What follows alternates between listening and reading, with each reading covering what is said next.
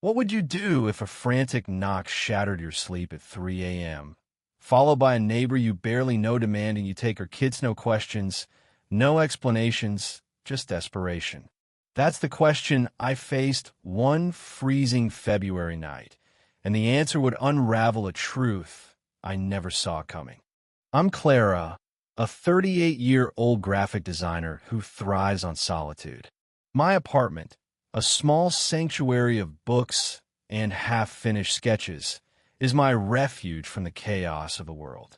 I moved to this quiet building in Portland to escape the noise of my old life divorce, deadlines, and dreams that never quite took flight. My neighbors? I know their faces, not their stories. That's how I like it, especially Vanessa, the single mom in 4B, whose sharp voice and hurried steps I'd hear through the walls. Always rushing, always stressed, her 2 kids trailing like shadows. That night, the banging on my door was like a gunshot in the silence. I stumbled out of bed, heart pounding, my flannel pajamas clinging to my skin in the cold. The clock glowed 3:04 a.m. I opened the door to find Vanessa, wild-eyed, her coat thrown over a mismatched outfit. Her 2 kids, Lola, maybe 6, and Max, about 4, huddled behind her, shivering in their pajamas. Lila clutched a stuffed rabbit, her eyes wide with fear. Max was crying softly, his tiny hands gripping his sister's sleeve. "Clara, you have to take them." "Now," Vanessa said, her voice sharp, almost a hiss. "I'll be back in a few hours. I can't explain, just take them." I blinked, my brain struggling to catch up. "Vanessa, what?" "It's 3 in the morning. What's going on?" "No time," she snapped, pushing past me to shove a backpack into my arms. "Diapers, snacks, their stuff. Just watch them. Please." Her voice cracked on the last word, but her eyes were hard, almost accusatory, as if I owed her this. Before I could protest, she was gone, her footsteps echoing down the hall.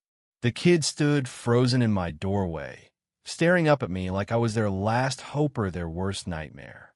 I ushered them inside, my apartment suddenly feeling too small, too fragile for this intrusion. Lila sat stiffly on my couch, still clutching her rabbit.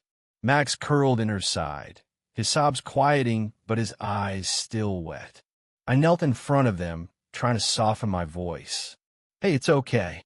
I'm Clara. You're safe here. Want some hot chocolate?" Lila nodded faintly, but Max just stared. I fumbled through my kitchen, heating milk, my mind racing. "Why me?" Vanessa and I had barely spoken beyond polite nods in the hallway. She had a sister in the city. I'd overheard her mention it once. Why not her? Why not anyone else? The weight of their trust pressed against my chest, unfamiliar and heavy. As the kids sipped their drinks, I tried to piece together what had happened. Lila's small voice broke the silence. "Mommy was crying. She said she had to fix something." "Fix what?" I asked gently. Lila shrugged, her eyes dropping to her mug. Max's lip trembled, but he stayed silent. I didn't push.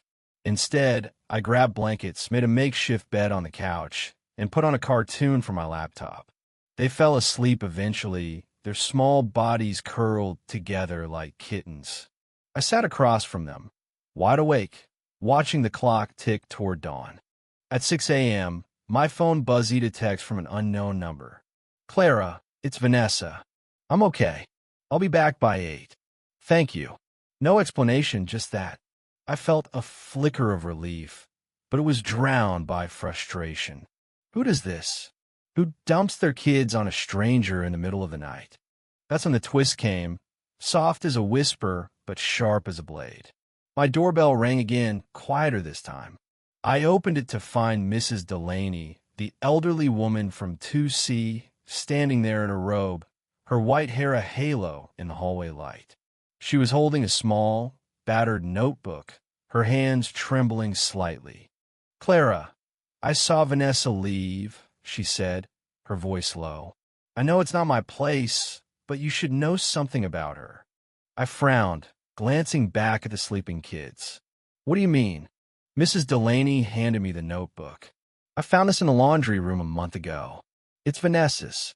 I didn't mean to snoop, but it fell open, and well, you should read it." I opened the notebook, my heart sinking as I skimmed the pages. It was a journal, written in Vanessa's hurried scrawl. Entries about hospital visits, mounting bills, a custody battle with an ex who sounded like a nightmare. One page stood out. "I can't keep doing this alone. The kids deserve better, but I'm drowning. If I don't get out tonight, I might not make it." The date was yesterday. My stomach twisted. I looked at Mrs. Delaney, who gave me a sad, knowing nod. "She's not a bad mother, Clara. She's just breaking." The anger I felt toward Vanessa dissolved, replaced by something heavier: empathy, guilt, fear. I thought of her sharp tone, her wild eyes.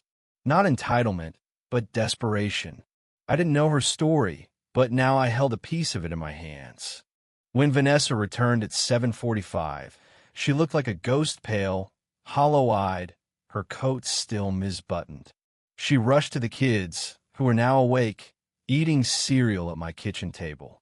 "Thank you," she whispered, not meeting my eyes. "I'm so sorry." I wanted to ask where she'd been, what had happened, but the words stuck. Instead, I handed her the notebook. Her face crumpled when she saw it. "Where did you?" "Mrs. Delaney found it," I said softly. "Vanessa, I didn't know. Why didn't you tell me?"